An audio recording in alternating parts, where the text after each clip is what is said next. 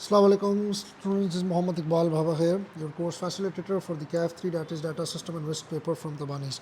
अच्छा, आज हमने जो है ना वो एनेक्स्चर बी को भी पढ़ना है और एनेक्स्चर बी जो है वो हमारे डीएसआर के पेपर का पार्ट है और हमने इसको भी ज़रा क्विकली ओवरव्यू लेना है इसका और थोड़ा सा इसको डिटेल में भी जाके पढ़ना है एग्जाम पॉइंट ऑफ व्यू से भी और कॉन्सेप्चुअल पॉइंट ऑफ व्यू से भी कि sir what this annexure B is all about. अच्छा, एनेक्स्चर बी जो है ना वो ज़्यादातर रिलेट करता है हमारे पास चैप्टर नंबर 14, 15, 16, 17 से रिलेटेड। इसमें ज़्यादातर चीज़ें हमारे पास रिस्क से रिलेटेड है जो हमने चैप्टर नंबर 14 से लेकर 17 तक पढ़ा। अगर मैं आपको शॉर्ट में बताऊं तो एनेक्स्चर बी जो है वो कम से कम 3 आईएसओ से डील करता है। ये 3 आईएसओ से डील करता है, आईएसओ या IEC 27001 27,100, ISO IEC 27,002, ISO slash ISC standard है 27,005 और टेक्निकली देखा जाए तो इन तीनों का रिलेशनशिप,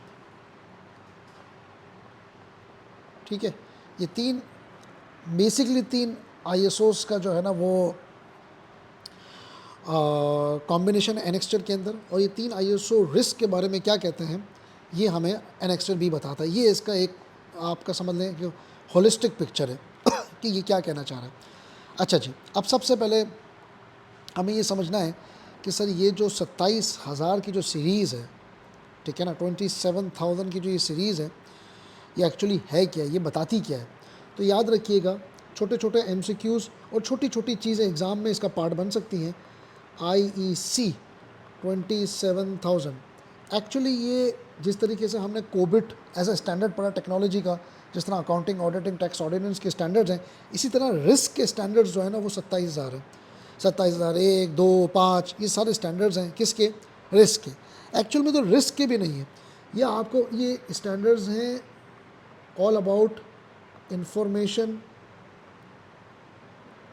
सिक्योरिटी मैनेजमेंट, ठीक है, ISM इंफॉर्मेशन सिक्योरिटी मैनेजमेंट के। अब अगर फॉर एग्जांपल ICAP में एक छोटा सा सवाल आ जाता है कि भाई बताइए what the ISO 27,000 is all about, 2 mark का 3 मार्क का सवाल, तो आप क्या कहेंगे सर कि it's all about the information security management. अच्छा, ये क्या करता है ये सर, अगर कंपनी इसको ऑप्ट कर लेती है जिस तरह कोविड को भी ऑप्ट करेगी तो इसके क्या फ़ायदे होंगे। सबसे पहले ऑर्गेनाइजेशन साइबर अटैक से बचेगी। अच्छा भाई, दूसरा, ये पहला, दूसरा डाटा ब्रीच से बचेगी जो कि अल्टीमेट पर्पस साइबर अटैक का होता है। तीसरा, किसी भी किस्म का लीगल कोई रिस्क है, आपको पता है रेगुलेटरी कंप्लायंस, उससे बचेगी। क्योंकि जिस तरीके से कोविड के अंदर कंपनी को सिस्टम को ऑप्ट करने के तरीके हैं, इसी तरह 27,000 की सीरीज़ के अंदर रिस्क को मैनेज करने के तरीके हैं। उसके अलावा चौथी चीज़, ऑपरेशनल फेलियर से बचेगी, ऑपरेशनल फेलियर से बचेगी। अब अगर आपको एग्जाम में पूछता है, आपको 4 चीज़ें दिमाग में रखनी है, डेफिनेशन देनी है, ठीक है। अच्छा, यहाँ पे मैं आपको ये भी बता दूँ कि जो 27,000 है ना, 27,001 ये बात करता है इंफॉर्मेशन सिक्योरिटी मैनेजमेंट सिस्टम की रिक्वायरमेंट में, ISMS की रिक्वायरमेंट के बारे में, ठीक है। 27,002 जो है ना ये बात करेगा सिक्योरिटी कंट्रोल गाइडेंस से हवाले से, ठीक है, कि किस तरीके से इसकी इम्प्लीमेंटेशन होगी और किस तरीके से सिक्योरिटी कंट्रोल की गाइडेंस और इम्प्लीमेंटेशन। 27,000 जो हमारे पास 5 है ये बात करेगा रिस्क मैनेजमेंट गाइडेंस से रिलेटेड। ये मैंने आपको इन तीनों की टाइटल बता दी कि किससे करेगा। आसान अल्फाजों में सर ये फ्रेमवर्क है, कौन सी चीज़ कहाँ होनी चाहिए, स्ट्रक्चर, कंट्रोल, ये सारी चीज़ें। ये आपको बताएगा how to apply controls, how controls इसकी एप्लीकेशन बताएगा, हाउ टू अप्लाई कंट्रोल्स, ठीक है। अच्छा, ये जो है ना ये बताएगा हाउ टू मैनेज रिस्क। अब छोटे छोटे सवाल अगर एग्ज़ाम में बनते हैं एनेक्स्चर से रिलेटेड या फॉर एग्जांपल उसके पार्ट बनते हैं MCQs का, तो हम कर सकते हैं how to manage risk, how control applied और फ्रेमवर्क। चले जी, अब हम बात करते हैं 27,001 की कि सर 27,001 जो है ना ये क्या है? याद रखिएगा, ये एक सर्टिफाइबल स्टैंडर्ड है, ये बाकायदा एक स्टैंडर्ड है जो कि कंपनी अगर फॉलो करती है तो अच्छी बात है। कुछ रीजन के अंदर ना फॉलो करने पे पेनल्टी है, कुछ रीजन पे ये नफल नमाज है, करें तो अच्छी बात है, ना करें तो कोई मसला नहीं है, ठीक है, कुछ में फ़र्ज़ है। अच्छा भाई, ये याद रखिएगा, ये जो ये सर्टिफाइबल स्टैंडर्ड किसका है? मैंने आपको जैसे ऊपर बताया, for ISMS, information security management system का। याद रखिएगा, ये CIA ट्राइड को प्रोटेक्ट करता है। CIA ट्राइड क्या होती है? यानी कि इसको जब हम इम्प्लीमेंट करेंगे ना तो हमारी CIA अचीव होगा। क्या मतलब? कॉन्फिडेंशियलिटी, कॉन्फिडेंशियलिटी, ठीक। I से मुराद इंटेग्रिटी और A से मुराद अवेलेबिलिटी। आपको याद हो हमने एक सवाल किया था, ठीक है ना, एक हमने सवाल किया था जिसमें ये तीनों चीज़ों को हमें मेक श्योर करना था, कॉन्फिडेंशियलिटी, इंटेग्रिटी एंड अवेलेबिलिटी। और ICAP के क्वेश्चन बैंक के अंदर भी पार्ट आया हुआ है जिसके अंदर हमें इन तीनों चीज़ों को मेक श्योर करना है, ठीक है। तो याद रखिएगा कि this confidentiality standard security for ISMS, ठीक है, confidentiality, integrity and availability. Sir इसका पर्पस क्या है? इसका पर्पस ये है कि सर आपने इंफॉर्मेशन सिक्योरिटी के रिस्क को मैनेज करना है, सेंसिटिव इन्फॉर्मेशन को प्रोटेक्ट करना है, कंप्लायंस करना है, स्टेक होल्डर के ट्रस्ट को मेजर करना है। इसके अलावा इसके सर कंपोनेंट्स क्या हैं? कंपोनेंट से बात करते हैं, छोटी छोटी चीज़ें मैंने आपको बताई। कंपोनेंट्स क्या हैं? सबसे पहले ISO 27001 क्या कहता है कि अगर आपको कॉन्फिडेंशियलिटी, इंटेग्रिटी और अवेलेबिलिटी को इंश्योर करना है और ये आपका इंफॉर्मेशन सिक्योरिटी मैनेजमेंट का सिस्टम है, यानी कि ये ओवरऑल समझ लें कि ये ओवरऑल ऑर्गेनाइजेशन को कवर करता है कि ऑर्गेनाइजेशन के अंदर चीज़ें होनी कैसी चाहिए, बेस क्या होनी चाहिए, फाउंडेशन को बात करता है ये। तो ये सबसे पहले बोलता है कि भाईजान आपको कॉन्टेक्स्ट ऑफ एन ऑर्गेनाइजेशन, सबसे पहले इसका है कॉन्टेक्स्ट। कॉन्टेक्स्ट से मुराद सर हमेशा हमने अंडरस्टैंड करना है क्या, इसके अंदर हम पढ़ेंगे कि हमें इंटरनल और एक्सटर्नल एनवायरनमेंट को समझना है। इंटरनल एक्सटर्नल एनवायरनमेंट को हमें सबसे पहले समझना है, ठीक है। दूसरा, लीगल रिक्वायरमेंट को भी समझना है। तीसरा, स्टेक होल्डर्स की एक्सपेक्टेशंस को भी समझना है, हमें समझना पड़ेगा। अगर हम 27,001 को फॉलो कर रहे हैं तो हमें अपनी फाइनेंशियल स्टेटमेंट के अंदर ये डेमोन्स्ट्रेट करना पड़ेगा कि किस तरीके से हमने इंटरनल एक्सटर्नल एनवायरनमेंट को समझा, लीगल रिक्वायरमेंट को समझा और स्टेक होल्डर की एक्सपेक्टेशन को समझा। ये पहला कंपोनेंट। दूसरा, इसके अंदर आता है leadership and commitment. Leadership slash commitment क्या मतलब सर? सर टॉप मैनेजमेंट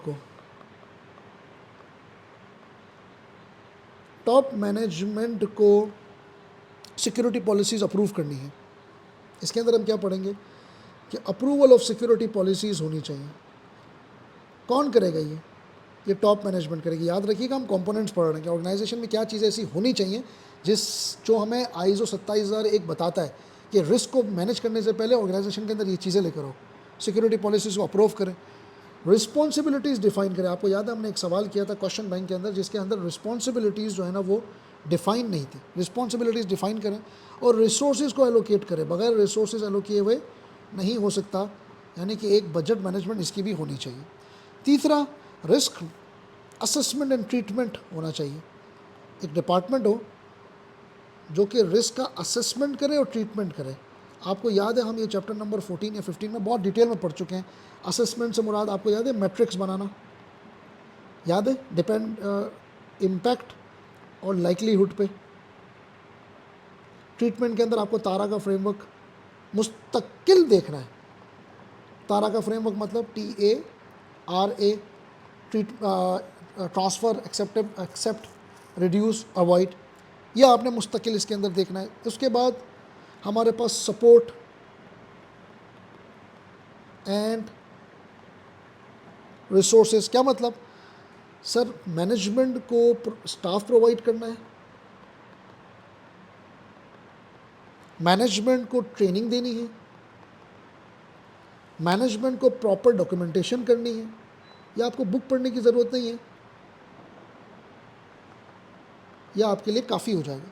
ठीक, उसके बाद सर ऑपरेशंस की बात करते हैं कि ऑपरेशन एज अ कंपोनेंट के अंदर, उसके अंदर क्या बोलता है सर, आपने ना सिर्फ सारी चीज़ें करनी है बल्कि आपने अप्लाई भी करना है, अप्लाई सिक्योरिटी कंट्रोल्स इन डेली ऑपरेशंस, ये भी चीज़ें देखनी है। उसके बाद हमने परफॉर्मेंस इवैल्यूएशन भी करनी है, यानी कि जिस तरीके से आपको याद है कोविड के अंदर हमने रिस्क वो की थी मेजरमेंट, हमें परफॉर्मेंस की इवैल्यूएशन भी करनी है, यानी कि सरकार इंटरनल ऑडिट कंडक्ट करवाएं, ये रिक्वायरमेंट है। मैनेजमेंट रिव्यूज़ लें,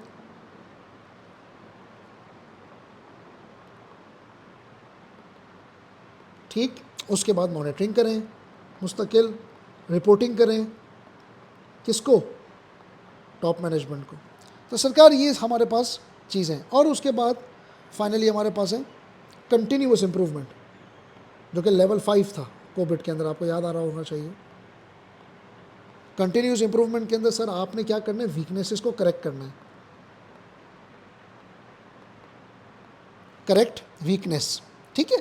तो ये हमारे पास सर, ये टेक्निकली अगर देखा जाए तो हमारे पास इसके निमोनिक क्या बने, अगर हम टेक्निकली निमोनिक याद रखें, CLRSO,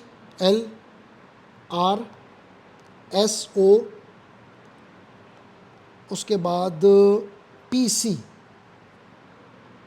ठीक, यानी कि context, leadership, risk, support, operations, उसके बाद P से हमारे पास था परफॉर्मेंस इवैल्यूएशन, और C से फिर हमारे पास है continuous improvement.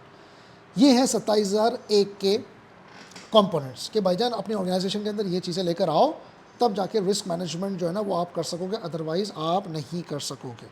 That's all about 27,001। ठीक है सर, 27,001 के अंदर हमें एक और चीज़ भी पढ़नी है, और वो क्या पढ़नी है, जो आपकी बुक का पार्ट है। हो सकता है एग्जामिनर पूछे कि सर 2022 है ना, उसके अंदर कम से कम 93 कंट्रोल्स हैं, 93 कंट्रोल्स बताए गए हैं, जो कि 4 कैटेगरी के अंदर टूटे हुए हैं, नंबर 1, नंबर 2, नंबर 3, नंबर 4। सबसे पहले ऑर्गेनाइजेशन कंट्रोल्स, कि क्या क्या कंट्रोल्स ऑर्गेनाइजेशन में होने चाहिए, पीपल कंट्रोल, लोगों को किस तरीके से कंट्रोल किया जाए और उनके पास क्या कंट्रोल्स होने चाहिए, फिजिकल कंट्रोल्स,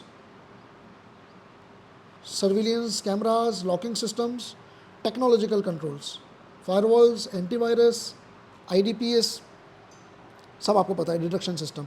ये आपको एक इन्फॉर्मेशन पता होना चाहिए कि 2022 में 93 कंट्रोल्स हैं, 4 के अंदर हैं। That's all about ISO 27,001। अब आते हैं सर ISO, जिसका नेक्स्ट पार्ट है ISO 27,002। It's all about the security control. याद रखिएगा सर, ये सर्टिफाइबल स्टैंडर्ड नहीं है, इट्स नॉट अ सर्टिफाइबल स्टैंडर्ड।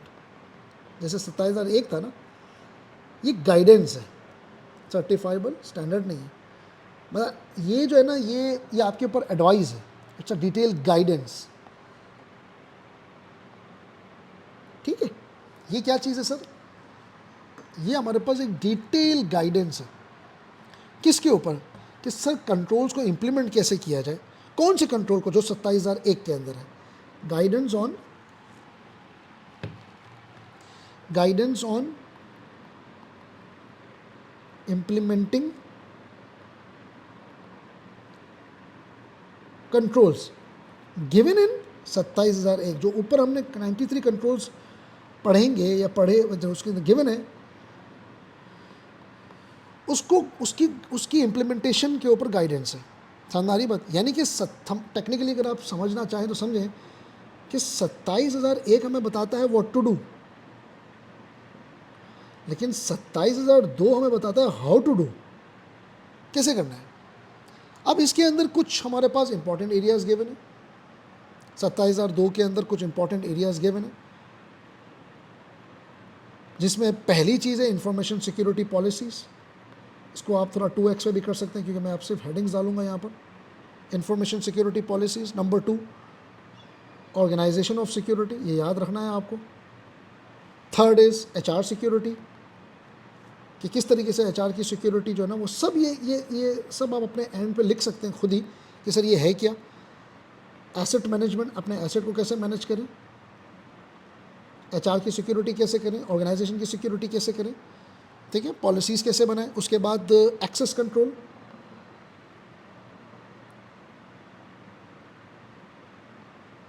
उसके बाद हमारे पास क्रिप्टोग्राफी,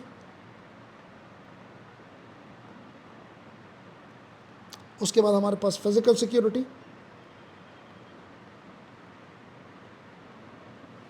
उसके बाद हमारे पास ऑपरेशन सिक्योरिटी, उसके बाद हमारे पास कम्युनिकेशन सिक्योरिटी। अच्छा, उसके बाद हमारे पास सिक्योरिटी सिस्टम डेवलपमेंट सिक्योरिटी,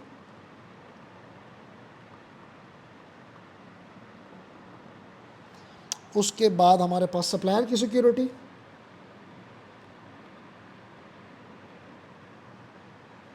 उसके बाद हमारे पास इंसिडेंट मैनेजमेंट,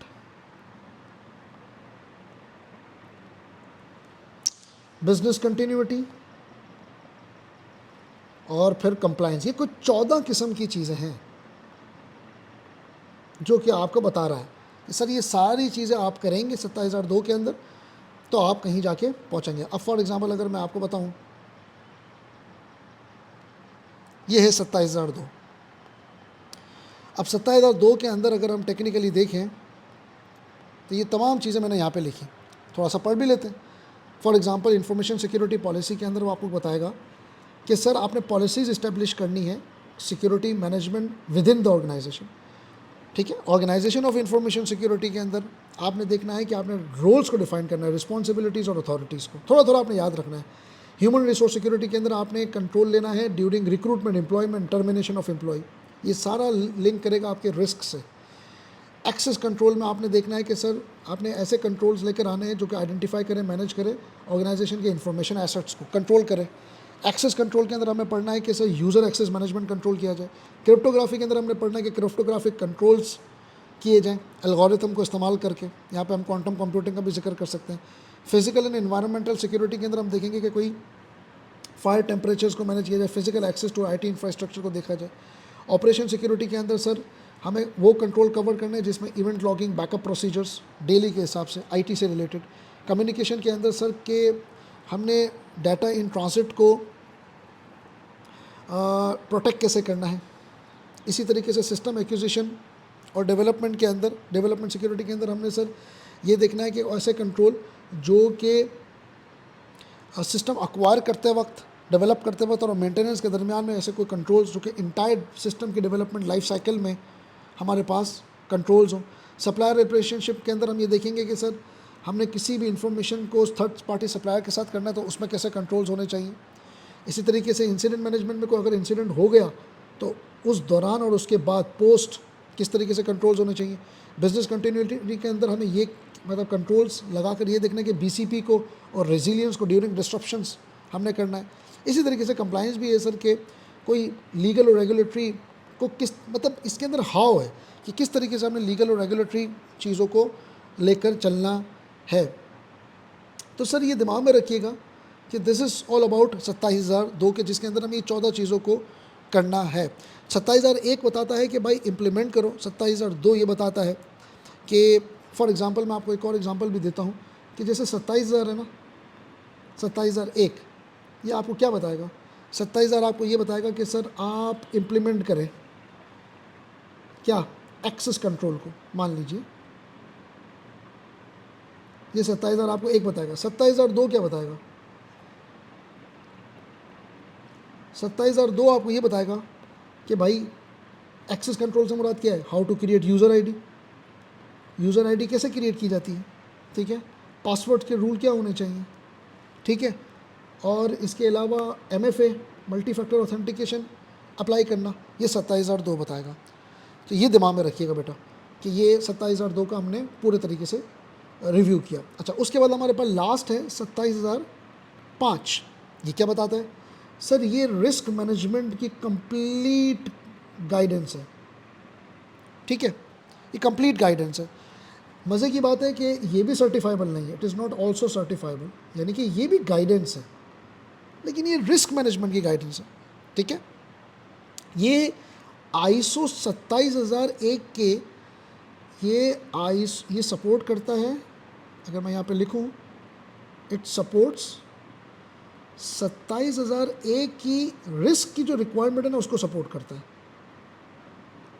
जो रिस्क की रिक्वायरमेंट है ना ये उसको सपोर्ट करेगा आईएसओ, ये सर्टिफाइबल नहीं है।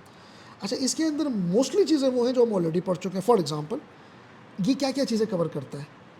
रिस्क को आइडेंटिफाई कैसे करना है, आइडेंटिफाई रिस्क। ये क्या कवर करता है? रिस्क को एनालाइज कैसे करना है, ये हम डिटेल में पढ़ चुके हैं। ठीक, ये आपको बताएगा रिस्क को इवेल्युएट कैसे करना है। ठीक, ये आपको बताएगा रिस्क को ट्रीट कैसे करना है, तारा के फ्रेमवर्क। यह आपको बताएगा रिस्क को मॉनिटर कैसे करना है। ठीक, तो ये आपको कुछ चीज़ें बता रहा होगा और ये 8 स्टेप्स में बताएगा।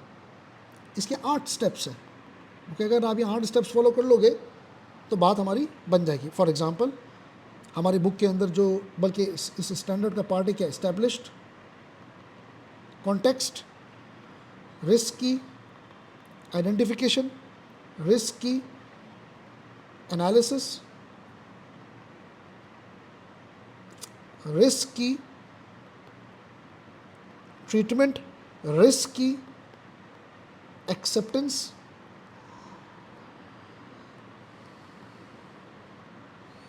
रिस्क की कम्युनिकेशन, रिस्क की मॉनिटरिंग एंड रिव्यू। यानी कि 1 2 3 4 5 6 7 8 होने चाहिए। Establish context, risk identification, analysis. अच्छा, रिस्क की इवैल्यूएशन भूल गया हूँ मैं, यहाँ पे रिस्क की इवैल्यूएशन भी आएगा। ठीक है, तो ये इसका मतलब क्या हुआ? इसका अगर निमोनिक बनाने की कोशिश करें तो स्टैब्लिश्ड कॉन्टेक्स्ट, फिर रिस्क की आइडेंटिफिकेशन, रिस्क की एनालिसिस, रिस्क की इवैल्यूएशन, रिस्क का ट्रीटमेंट, रिस्क की एक्सेप्टेंस, रिस्क की कम्युनिकेशन और रिस्क की मॉनिटरिंग, यानी कि EIAETACM। ठीक है, ये तमाम चीज़ें जो है ना ये इसका पार्ट है। क्या मतलब हुआ सर? मतलब अगर फॉर एग्जांपल एक कंपनी फाइनेंशियल डाटा स्टोर करती है, एग्जांपल ले लेते हैं कि अगर एक कंपनी जो है वो फाइनेंशियल डाटा स्टोर करती है तो उसका सबसे बड़ा रिस्क क्या है सर? सर उसका रिस्क है डाटा का ब्रीच होना, है कि नहीं? अगर मैं इस 8 स्टेप को थोड़ा थोड़ा उठाऊं तो अगर एक कंपनी फाइनेंशियल डाटा स्टोर करती है तो ISO 27005 क्या बताएगा कि उसका रिस्क है डाटा का स्टोर होना। सर इसका इम्पैक्ट क्या है? फाइनेंशियल लॉस होना। या आप 27005 के हिसाब से सारा कुछ करेंगे, मैं तो सिर्फ दो तीन चीज़ें उठाऊंगा इसमें कि आप रिस्क आइडेंटिफिकेशन करेंगे, एनालिसिस करेंगे, वैल्यूएशन करेंगे। तो इसमें से अगर हम 2-3 चीज़ें उठाएंगे, अगर एक कंपनी फाइनेंशियल डाटा स्टोर करती है तो रिस्क क्या है? डाटा का ब्रीच होना। इम्पैक्ट क्या है? फाइनेंशियल का लॉस होना। सर इसका ट्रीटमेंट क्या है? मान लीजिए स्पेसिफिक ट्रीटमेंट क्या है? भाई आप इनक्रिप्ट करो डाटा को, डाटा को क्या करो? इनक्रिप्ट किया जाए, फायरवॉल लगाई जाए, है? और इसकी मॉनिटरिंग क्या होगी? इसकी मॉनिटरिंग क्या है? सर रेगुलर सिक्योरिटी ऑडिट करवाएं, रेगुलर सिक्योरिटी ऑडिट करवाएं। ठीक है, तो ये इस तरीके से अगर हम साथ का पूछता तो हम बिल्कुल बता सकते हैं। ठीक है, अच्छा अब रिस्क आइडेंटिफिकेशन, एनालिसिस, एक्सेप्टेंस पे बहुत बात कर चुके हैं। अगर आप पढ़ना चाहें तो अपनी बुक से ये चीज़ें हम पढ़ सकते हैं, इसमें कोई ऐसा मसला नहीं है, ये बहुत आसान सी चीज़ें। ठीक है, अगर हम फॉर एग्जांपल यहाँ पे जाएंगे ना तो ये इसके अंदर इन्होंने ये देखें, ये पूरा इन्होंने कवर किया हुआ है जिसको हम ऑलमोस्ट डिटेल के अंदर पढ़ चुके हैं। Establish context, identification, analysis, evaluation, treatment, acceptance, और उसके बाद फिर आपके पास आ जाता है कम्युनिकेशन, मॉनिटरिंग। ठीक है, तो हम एक दफ़ा अगर इसको पढ़ेंगे भी तो हम इसको मतलब चीज़ हमारे पास अच्छी हो जाएगी। अब फिर थोड़ा सा कंपैरिजन भी करते हैं जो इसके इस मतलब आपके बुक का पार्ट है, कि ज़रा सा कंपैरिजन करके बताएं कि इन तीनों स्टैंडर्ड्स में क्या है। तो मैंने आपको जैसे बताया कि 27001 जो है ना वो ISMS की रिक्वायरमेंट है।